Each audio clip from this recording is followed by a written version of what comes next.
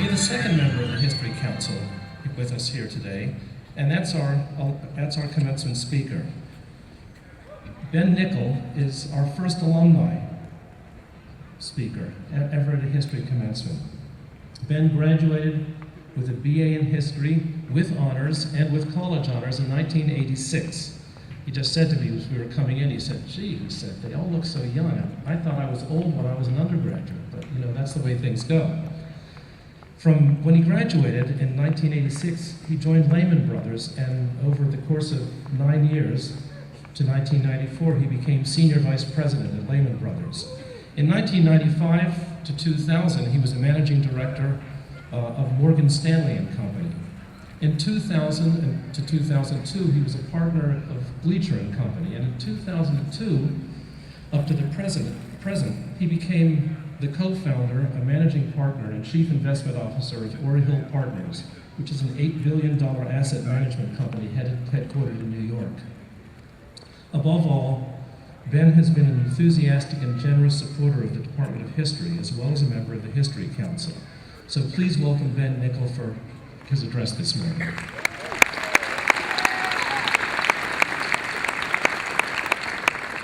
Thank you, Ned, and thank you, members of the class of 2008, for having me back to this great campus, and congratulations on getting to this day. I know how proud I was to get here, too. As you accept my congratulations, know that graduation is not an ending. In fact, it may not even be a beginning. Today is simply one of the many milestones that you will reach during your life. Yes, graduation is a significant accomplishment, but I know it's not the first milestone, and I'm certain it won't be the last for each of you. After the excitement begins to settle down, I imagine many of you will be wondering, what's in store for me? While I can't answer that question for you, I can tell you that I'm living proof that there's life after the history department and beyond the UCLA campus. If you are open to all of the possibilities that will come your way, it has been my experience that you will have a fantastic, rewarding, and satisfying life, even if you aren't sure where you're going tomorrow, much less in a year or 10 years. Since I graduated from UCLA, there have been 2 lessons that I have learned that I would like to share with you. The first is that you must seek out and allow inspiration to come to you. You cannot know how, when, or in what form this inspiration may take. However, if you remain open to it, it will surely come. The second idea is deceptively simple. Find your passion in life. Consciously, actively, seek to discover that which you love to do so that you can do it for the rest of your life. During my time at UCLA, several wonderful teachers influenced me deeply, including my thesis advisor, Morris Hundley, who I credit with teaching me how to write. But nobody had a more profound effect on me than the iconoclastic history professor, Roger McGrath, who I admire to this day. Roger became my mentor, and it was in his teachings and writings that inspiration found me. Almost as an afterthought, I enrolled in Roger's popular course, Tracing California's History. I found the section on the gold rush fascinating. It spoke to me.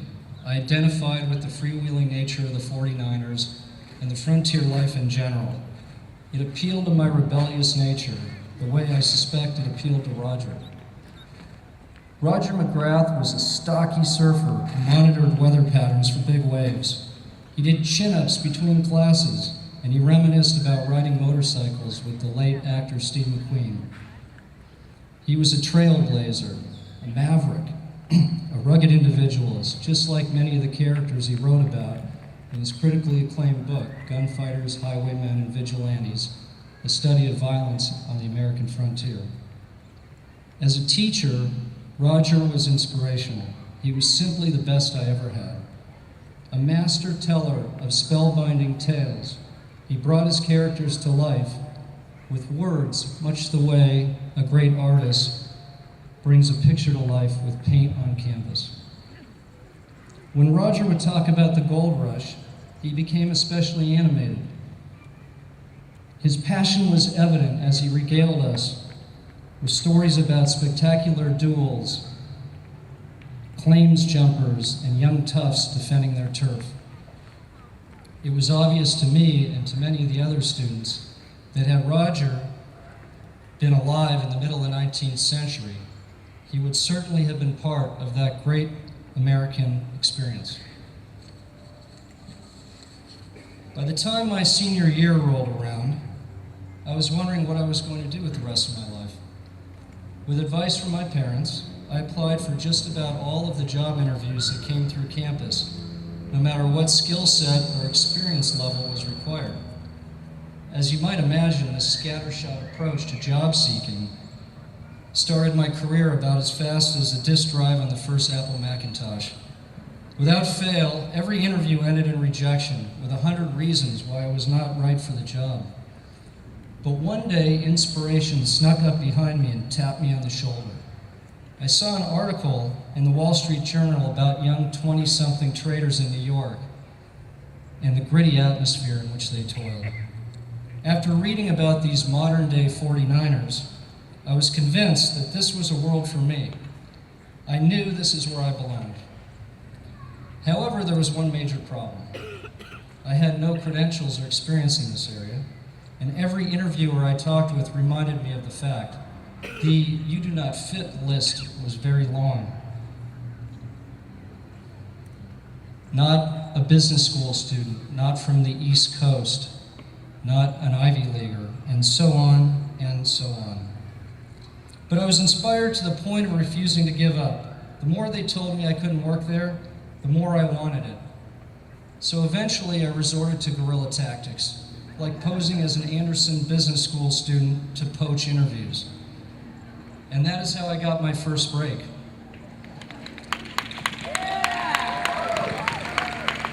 In one interview, an executive from Goldman Sachs was impressed with my ingenuity, so much so that he invited me to a full-day interview in the LA office, even after I revealed to him that I was an undergraduate history major. His associates liked me enough to send me to New York for a full day of interviews. Now, I did not strike the mother lode on my first trip to New York. This would-be 49er did not land that job, but I got a taste of the atmosphere I'd read about, and it appealed to me even more. This taste became a hunger that further convinced me that Wall Street was for me. So I stuck to my guns and I dug in my heels. My next attempt at landing a job on Wall Street was more systematic. I gathered all of the contact information of every relevant human resource person at all the major firms, and I informed each of them that I would be in New York over a certain period and would they be interested in seeing me as well. Since competition among Wall Street firms is notoriously intense, I was confident this approach would turn the tables in my favor, and it did. In short order, I'd lined up about 10 rounds of interviews. I must have flown back to New York 3 or 4 times before I finally got my break. Lehman Brothers hired me either because I was so aggressive or they appreciated my offer to work for free. Now, I'm happy to say they turned down this offer and agreed to pay me. In any event, I'd created what had turned out to be the biggest break of my life, and I set out for Wall Street 2 days after graduation 22 years ago, alone yet excited to be on my way. While Lehman Brothers had its fair share of lacrosse-playing Ivy League wasps, the majority of the employees on the trading floor were very different. This was my gold rush community, and like the population of Nevada City, California in the 1850s, there were people from virtually every walk of life. There was Jim O'Neill, a former New York City policeman, and Mario Manella was a partner from Brooklyn who never finished high school. Norman Ritz, the trader, had been a high school math teacher, and he moonlighted as our in-house bookie. And I will never forget the cherubic and lovable Harry Markowitz, an airport architect turned master bond salesman. And there I was, the long-haired, body-surfing skateboarder from Southern Cal, a perfect fit. It was clear as a blue sky in deep summer, whoever we were and wherever we were from, we were all there to stake our claim on Wall Street. As soon after I arrived, inspiration tapped me once again. Among that diverse group of people, no one had a bigger impact on me than a man from Washington, D.C., who I will refer to as Walter Hayes. Walter was the most interesting and unusual person I have ever come across on Wall Street. He was the son of 2 school teachers, and he went to Harvard at age 16 on a track scholarship. After his junior year at Harvard, he took some time off from school to work as a steward for the now defunct Eastern Airlines. He was stationed in Puerto Rico because he spoke Spanish, and in his spare time, he frequented the casinos. Now back at Harvard during his senior year, Walter read the now classic book on card counting called Beat the Dealer, written by the famous MIT math professor Edward Thorpe. He was so inspired by this book that he turned his dorm room into a veritable blackjack science lab. Much to the chagrin of his parents, Walter rejected the opportunity to attend Harvard Medical School after college. Instead, he set off to Panama to try his hand counting cards. After a few years of gambling and figuring out what to do with his life, Walter decided to enroll in law school at Harvard. He spent 6 years hanging out in Cambridge trying to finish law school with no success. He had no passion for the law. Aimless and having exhausted his gambling fortune by now, an old friend convinced him to interview for a trading position on Wall Street. His math skills would be a huge selling point. Sure enough, he landed the first job he applied for and ended up in the corporate bond division at Lehman Brothers. Once there, he made his mark first by entering the notorious Wall Street boxing competition and winning the heavyweight division 2 years in a row. To me, that seemed entirely appropriate because Walter was a spitting image of the great middleweight boxer Sugar Ray Leonard. Eventually, Walter was promoted to head the corporate bond business. After many successes and failures in that role, he left to become a partner in a money management firm. Today, he is one of the most successful private investors you've never heard of. He trades and invests from his home with the same intensity and curiosity that he did over 20 years ago. Walter became my mentor, much like Roger McGrath. It was from him that I learned to love what you do and to give it everything you've got. Sitting across from Walter, I learned much more than the mechanics of trading. I learned to do it with passion. Mainly, Walter taught by example. His trademark was his calm and collected demeanor. He had a natural curiosity. He loved coming to work, and he was a class act who treated everyone with patience and respect. Walter Hayes and Roger McGrath share a common trait. They passionately love what they do, and they demonstrate it on a daily basis. But very few of us are blessed with knowing our passion the day after college graduation. So if the first path you take from here has a few roadblocks or wrong turns, get off of it and reprogram your internal GPS system. That community of seemingly mismatched people that was the Lehman Brothers trading floor is proof that there are many people who find their place in life and their passion after several false starts. Recently, I let Roger McGrath and Walter Hayes know they would form a major portion of this commencement speech.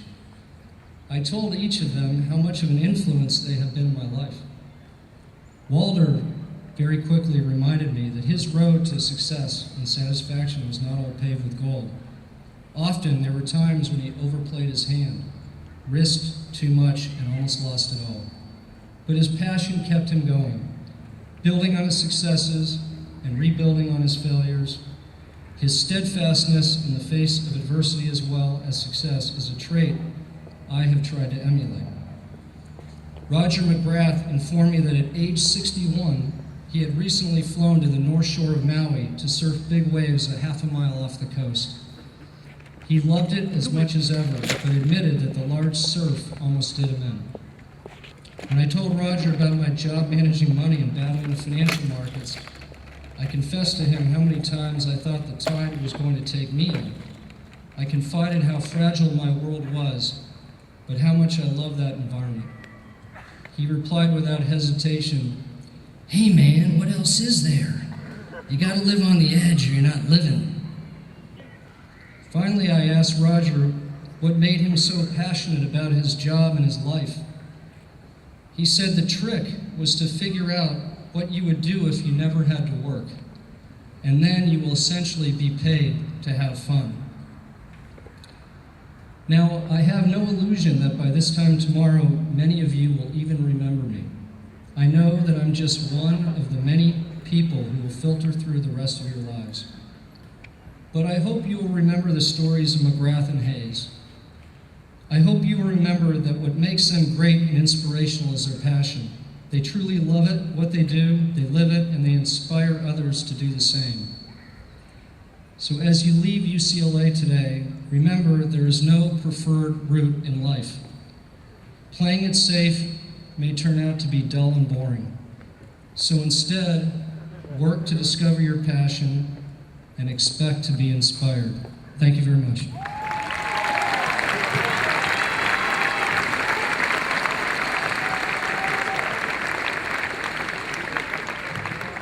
Thank you very much, Ben.